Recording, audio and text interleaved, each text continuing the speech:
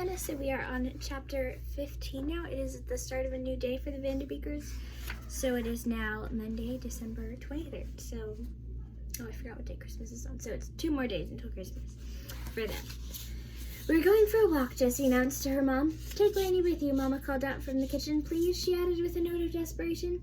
On every available inch of counter space and on every available inch of kitchen floor lay Mama's baking supplies ready for packing. Lainey was having a wonderful time examining each item and organizing the supplies for her own personal store. She had found a stack of sticky notes and priced items anywhere from 1 cent to $300,000. Papa emerged from the bathroom where he was standing down the walls in preparation for a new coat of paint. I think you officially have every baking utensil ever invented, Papa said, looking at the clutter of the kitchen. He picked up a metal pincher thing with needle-like tips. What is this? It's a fondant crimper. Don't let Lainey have it, Mama replied as she watched him hand it to Lainey. Ooh, fun, Lainey said, squeezing it together. Please, Isa, save my life here, Mama pleaded. Lainey, let's go for a walk, Isa suggested, plucking the fondant crimper out of Lainey's hands and handing it back to Mama. We could check out City College, Isa said in a sing-song voice as she took Lainey's coat off the coat hook and handed it to her. Yay, the castle, Lainey said, jumping to her feet. She looked at Mama. We're going to find out if princesses live there, Isa cut in. Okay, Mama said as she packed up the fondant crimper. She did not say be careful or be back in an hour or else, so the kids knew she was very distracted. A northeastern wind had joined the cold front, and it felt 20 degrees colder than the day before. Whenever a gust passed, the kids turned so their backs served as shields against the wind. No one spoke. Hats were pulled low and scarves were pulled high. The smell of Castleman's bakery tempted the Vanderbeekers when they passed, and each Vanderbeeker felt noble as they resisted the desire to take shelter in the cozy store. They crossed the street and stood before the college entrance. Imposing wrought iron gates reached skyward, and beyond the gates was the college campus. Up close, the buildings were more intimidating than they were from the brownstone's roof. Instead of being like a princess's home, the buildings looked like they belonged on a craggy cliff above a raging sea during a lightning storm. The Vanderbeekers looked at each other. Finally, Isa shrugged and stepped inside the gates. Her siblings followed her down a cobblestone path toward the center of the campus. When they emerged in the enormous courtyard, they found the college almost deserted. Wow, said Oliver, where are all the people? I think this college is closed, Hyacinth said.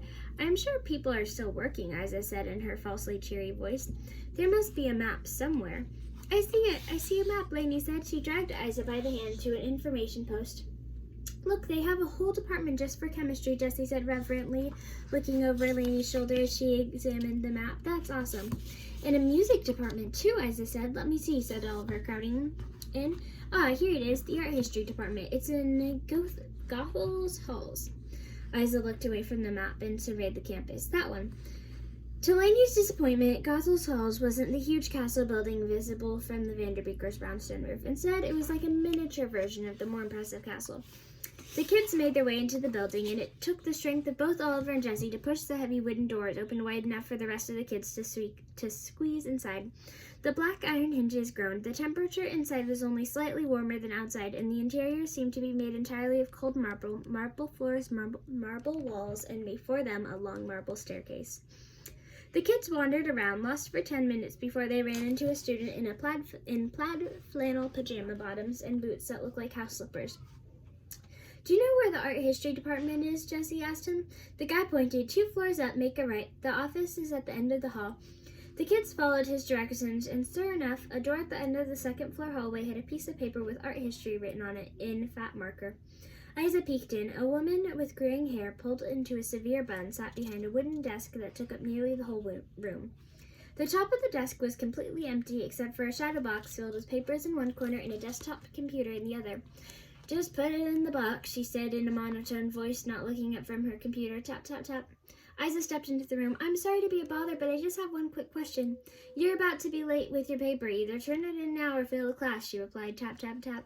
But I'm not in a class, Isa replied. I have questions about someone who might have worked here. Finally, the woman looked up at the Vanderbeekers. Kids are not supposed to be here, she said, her pencil-thin eyebrows raising up to her hairline. We have a question, Isa repeated slowly. We were wondering if you know of a Mr. Biderman. He used to work in this department. Never heard of him, the woman replied, going back to her computer. Where are your parents? Tap, tap, tap. We're doing research on our neighbor, Jessie chimed in, stepping inside the office, followed by Oliver, Hyacinth, and Lainey. He might have worked here 6 years ago. 6 years ago. I told you I never heard of him, and I've worked here for 5 years. Tap, tap, tap.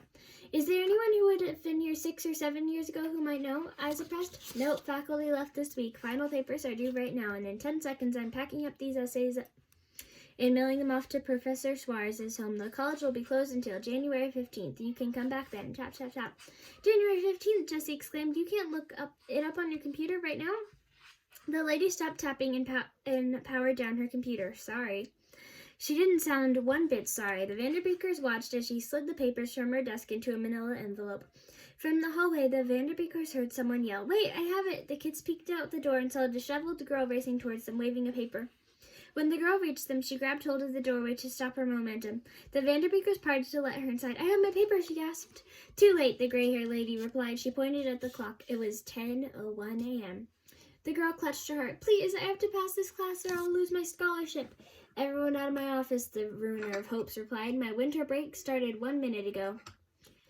The lady grabbed her jacket and purse from the coat rack, then pushed everyone out of the office and into the hallway. She followed them and closed the door behind her. After she locked it, she took a last look at the dejected group of people around her.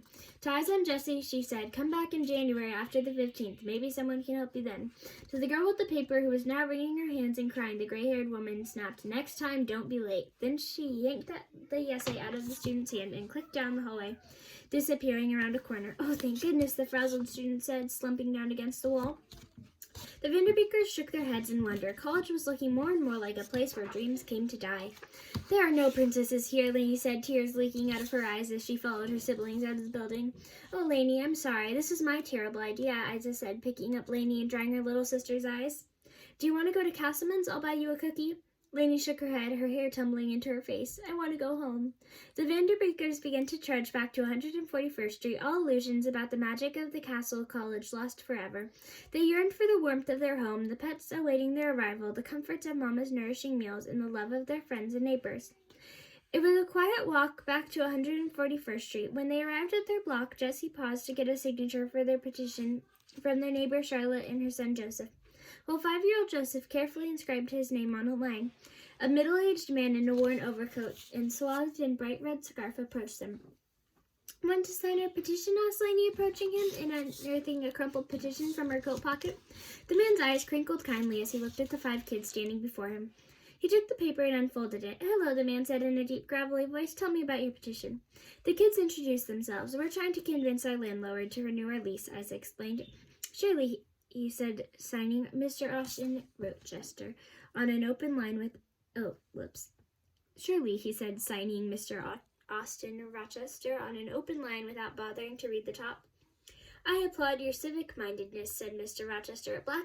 A blast of arctic winds came through, and Mr. Rochester and the kids turned their backs to it. When the wind eased, he continued, I love seeing people get involved in their community. I always try to encourage that in my work. Where do you work? Asked Tyson.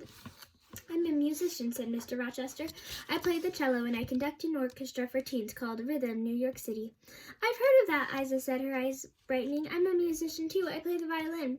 If you're in high school, you can audition, encouraged Mr. Rochester. I'm only 12, but in 2 years I'm totally going to audition. It sounds amazing. Mr. Rochester reached into his coat pocket and pulled out a business card. Keep this and be sure to audition the summer before freshman year. All the information is on our website. Isaac cradled the business card as if it were a priceless gift. Do you live around here? Asked Oliver. No, but I'm looking at an apartment in this area. It's in a brownstone. He showed Oliver the address. Am I going in the right direction?